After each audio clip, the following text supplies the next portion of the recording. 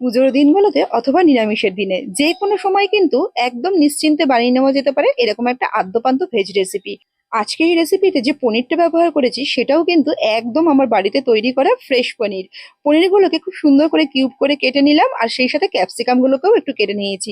অল্প একটু মশলা লাগবে, তৈরি করে নিচ্ছি একটু আদা জিরে লঙ্কা বেটে রেখে দিলাম সাইডে। সেই সাথে 50 গ্রাম টক দই একটু ভালো করে ফেটিয়ে রেখে দিলাম।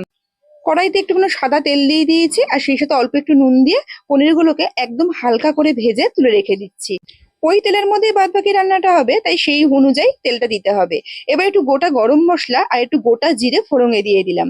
ফোড়ন থেকে খুব সুন্দর একটা গন্ধ বেরোলেই এখানে যে বেটে রাখা মশলাটা আছে সেটাও দিয়ে দিলাম। একদম অল্প একটু মশলা যাতে পুড়ে না যায় ওই জন্য অল্প একটু জলও দিয়ে দিয়েছি।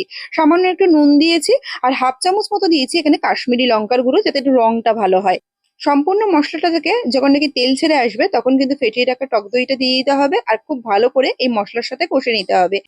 মোটামুটি মশলাটা পুরোটা কষা হয়ে গেলে তেল কিন্তু এখনো পর্যন্ত ছাড়েনি, তার আগেই আমি এখানে ক্যাপসিকাম গুলো দিয়ে দিচ্ছি।